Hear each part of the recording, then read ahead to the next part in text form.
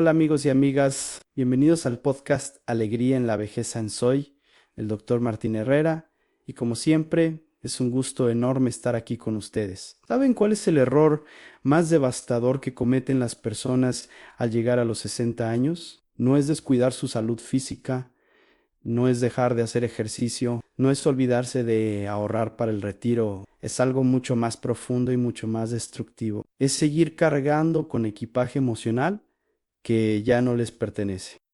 Es aferrarse a cosas, a personas, a creencias y hábitos que les están robando la paz que tanto merecen en esta etapa de la vida. En el episodio de hoy voy a compartir con ustedes 10 cosas específicas que deben eliminar de su vida después de los 60 años si realmente quieren experimentar tranquilidad, libertad y felicidad genuina. No estoy hablando de teorías abstractas ni de filosofía barata. Estoy hablando de cambios concretos, prácticos, que pueden implementar desde hoy mismo. Quédense conmigo hasta el final porque la número 7 es la que más cuesta soltar, pero también es la que más paz les va a dar cuando finalmente la dejen ir. He visto a cientos de pacientes transformar completamente su calidad de vida simplemente por atreverse a soltar esa carga en particular. Miren, llevo más de 3 décadas como psicólogo clínico acompañando a personas en esta etapa de la vida.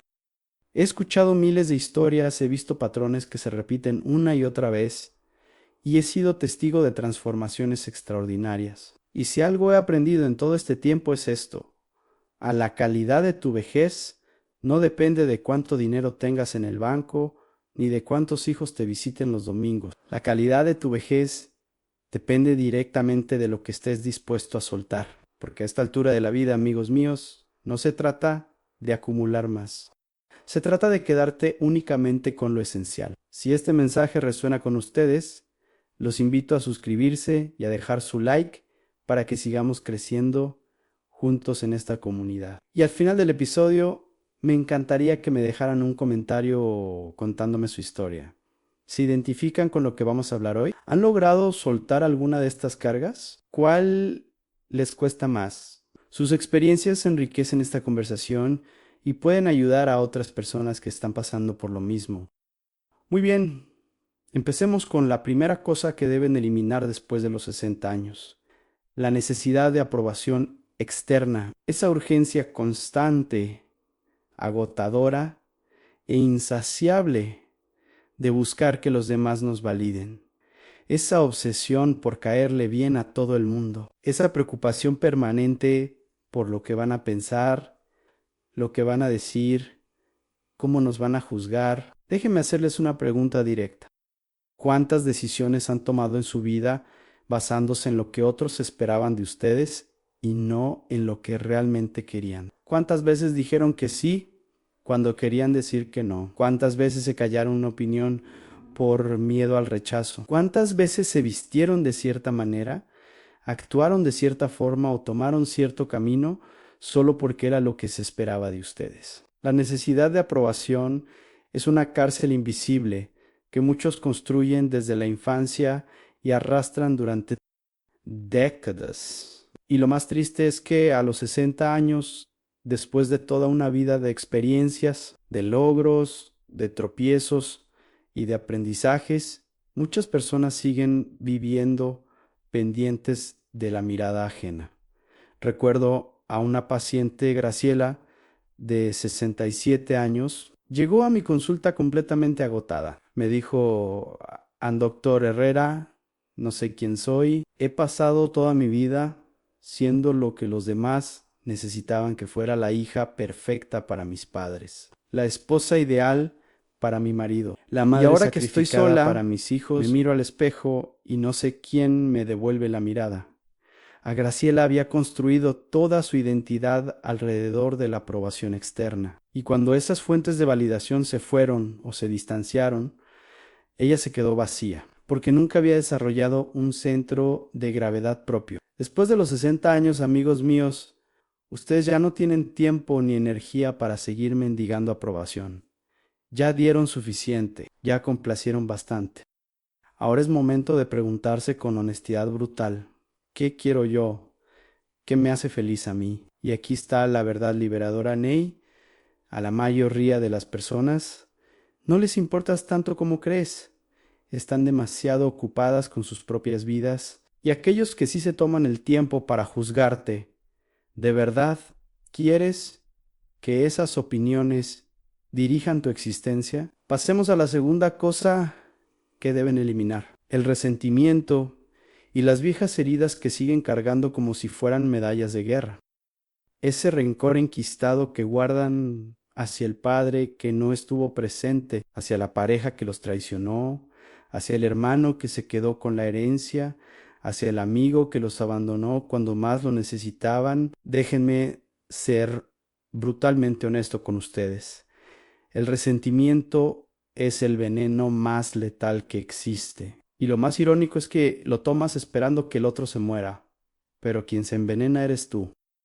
Cada vez que revives esa ofensa, cada vez que repasas mentalmente lo que te hicieron, tu cuerpo responde como si la agresión estuviera ocurriendo en este momento. Tu presión arterial sube, tu cortisol se dispara, tu sistema inmunológico se debilita. Literalmente te estás enfermando por eventos que ocurrieron hace años, a veces hace décadas. El resentimiento es como tener un inquilino que no paga renta, pero vive gratis en tu cabeza. Ocupa espacio, consume energía, no te deja dormir en paz. Y lo peor es que la persona que te hirió probablemente ni siquiera piensa en ti. Está viviendo su vida mientras tú sigues atrapado en el pasado. El perdón, amigos míos, no es para el otro, el perdón es para ti. Perdonar no significa justificar lo que te hicieron, no significa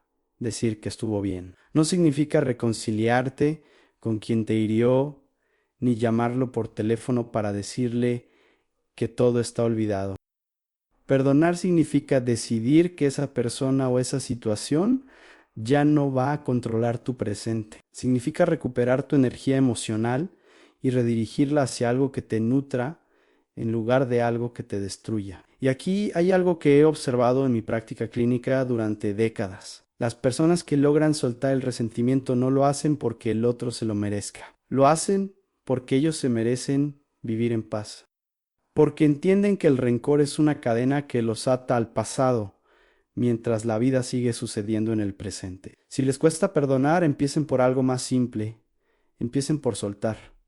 No tienen que sentir perdón genuino de inmediato. Eso puede tomar tiempo, pero si pueden decidir conscientemente que ya no van a invertir más tiempo ni energía en ese resentimiento. Cada vez que el recuerdo aparezca, reconózcanlo y luego déjenlo ir. No lo alimenten, no uhumin, no le den más poder del que ya tiene. Vamos con la tercera cosa que deben eliminar después de los 60 años: la comparación constante con los demás. Esa costumbre destructiva de mirar hacia los lados y medir tu vida con la vara de otros. Miren qué bien le va a fulano, viaja por todo el mundo. Mi vecina tiene una familia perfecta que la visita cada domingo. Ese compañero de trabajo se jubiló con una pensión enorme y yo apenas llego a fin de mes. ¿Les suena familiar? La comparación es el ladrón más eficiente de la alegría. Y lo peor es que es un ladrón silencioso, que opera sin que te des cuenta, que te va robando la satisfacción gota a gota, hasta que un día despiertas sintiéndote completamente miserable, en medio de una vida que objetivamente tiene muchas cosas buenas, pero aquí está lo que nadie te dice sobre las comparaciones. Son profundamente injustas porque siempre comparas tu interior con el exterior de los demás.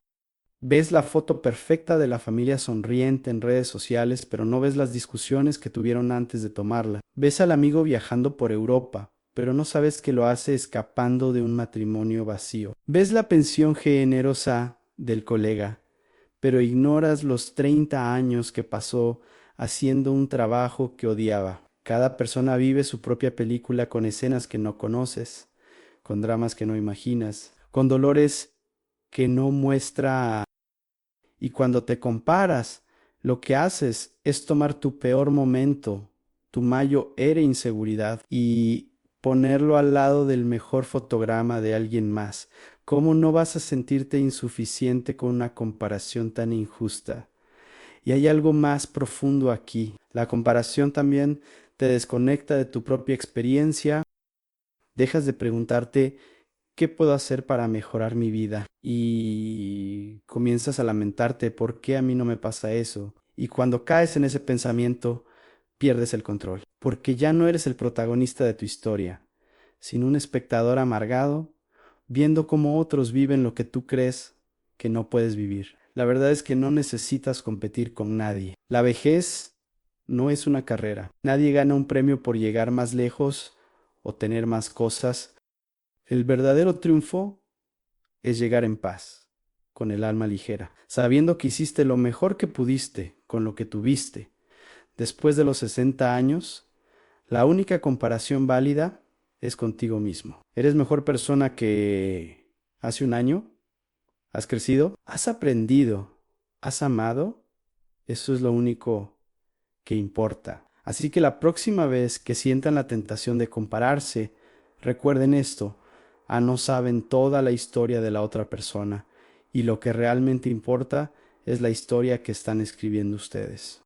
Pasemos a la cuarta cosa que deben eliminar: la acumulación material excesiva. Todas esas cosas que guardan por si acaso, todos esos objetos que ya no usan, pero que no se atreven a soltar, todos esos espacios llenos de recuerdos materiales que en realidad son anclas que los mantienen atados al pasado. He visitado casas de personas mayores que parecen museos o almacenes, habitaciones llenas de muebles que nadie usa, armarios atiborrados de ropa que no se han puesto en años, cajas y más cajas de cosas guardadas para algún día, para por si acaso, para cuando se necesite. Y saben que he notado, mientras más llena está la casa, más pesada se siente el alma de quien la habita. La acumulación material es frecuentemente una metáfora de la acumulación emocional. Guardamos objetos porque tememos soltar el pasado, porque confundimos las cosas con los recuerdos. Pero aquí está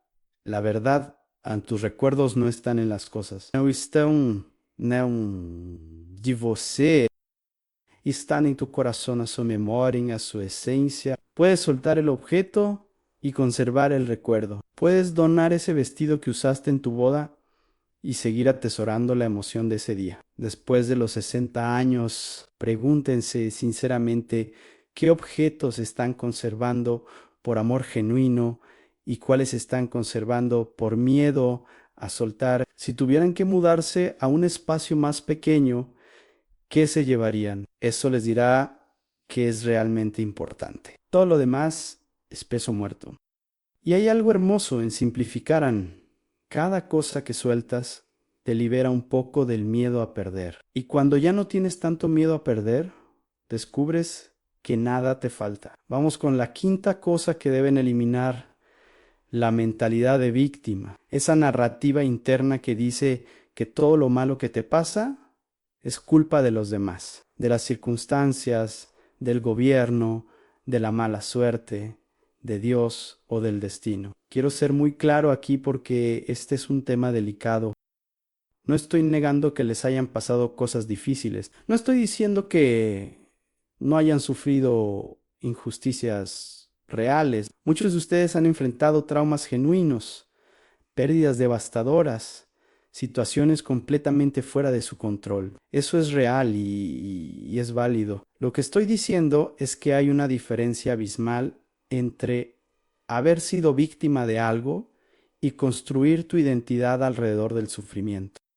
La mentalidad de víctima es seductora porque te da algo que se siente como alivio a una explicación. Si todo lo malo viene de afuera, tú no tienes responsabilidad.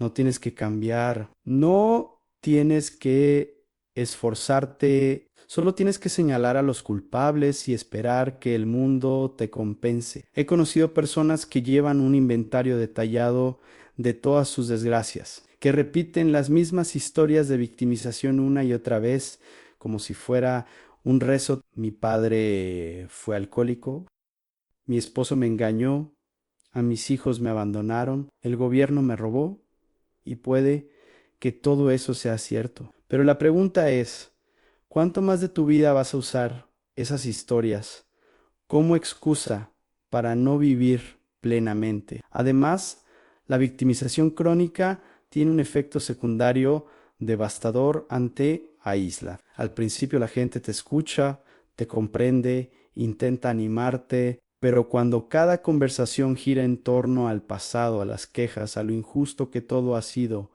la gente se cansa. Y cuando se alejan, tienes un nuevo motivo para quejarte. Hasta mis amigos me abandonaron. Es un círculo vicioso que solo tú puedes romper. Pero mientras te veas como una víctima permanente, renuncias al poder de transformar lo que te queda de camino. Después de los 60 años, soltar la mentalidad de víctima no significa negar lo que vivieron. Significa decidir que esas experiencias ya no van a gobernar su presente.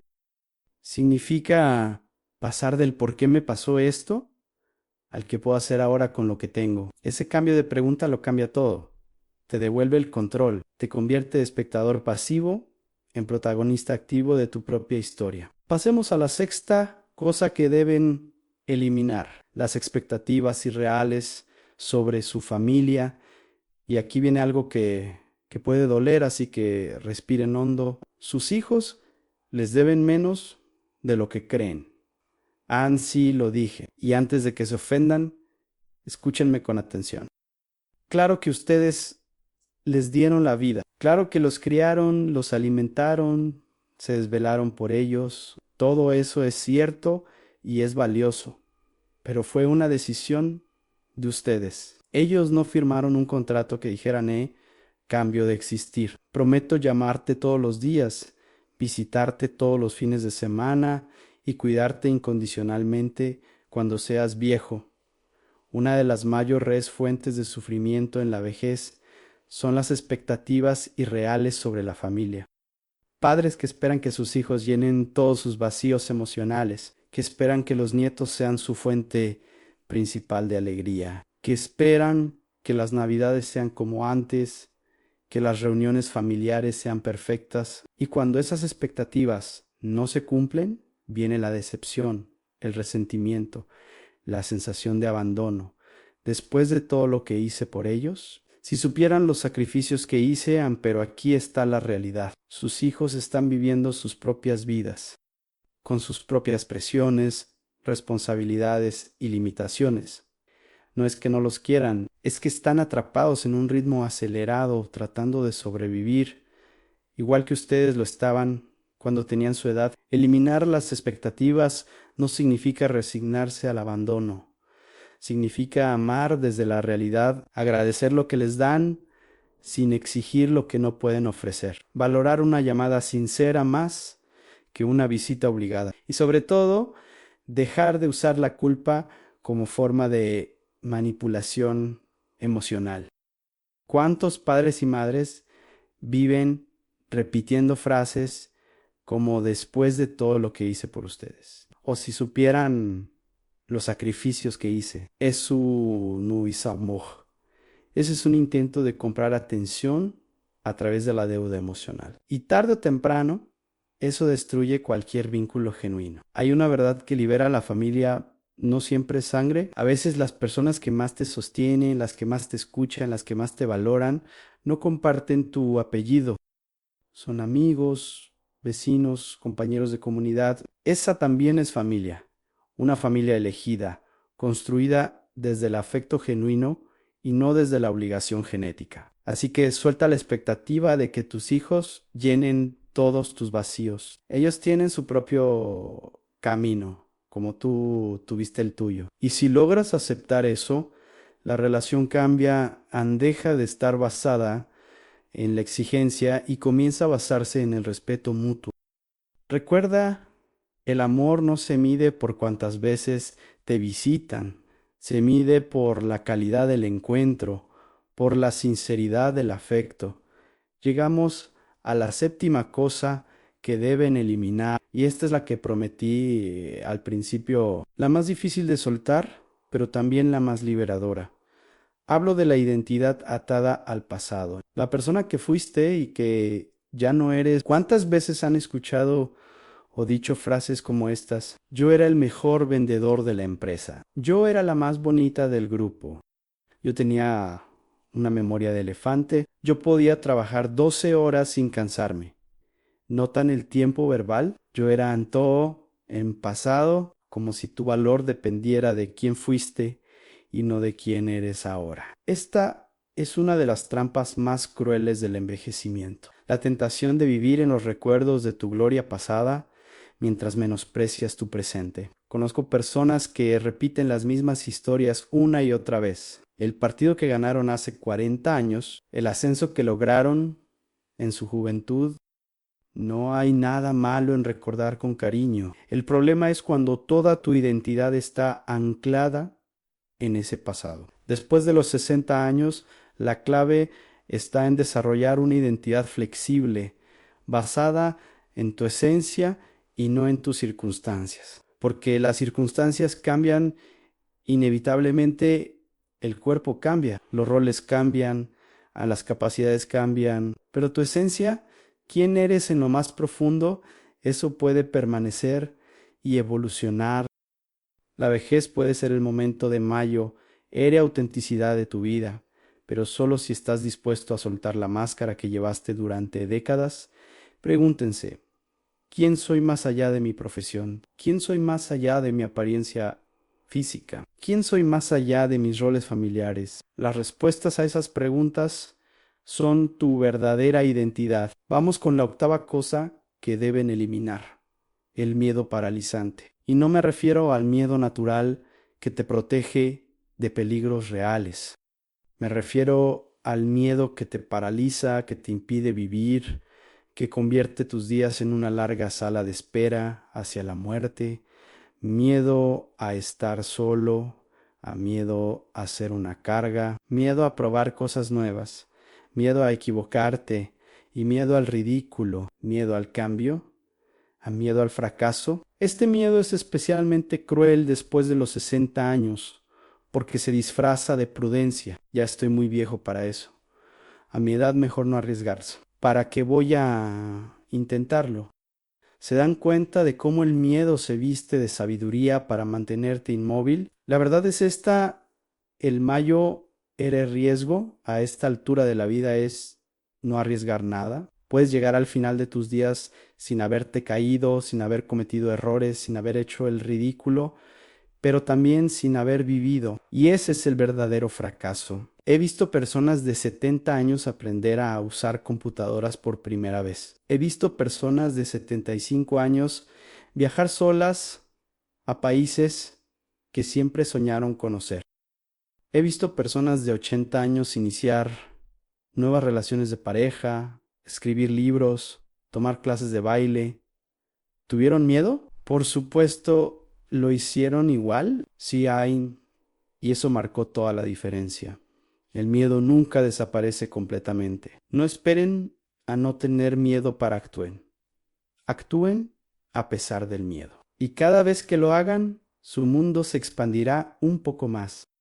Pregúntense, ¿qué haría si no tuviera miedo? ¿Qué conversación tendría? ¿Qué actividad probaría? Usualmente descubrirán que el miedo es mucho más grande que el riesgo real. Pasemos a la novena, cosa que deben eliminar: la amargura y el cinismo. Ese estado crónico de desencanto con la vida, esa acidez del alma que todo lo contamina. La amargura es distinta del enojo y distinta de la tristeza. Es más profunda, más persistente, más corrosiva.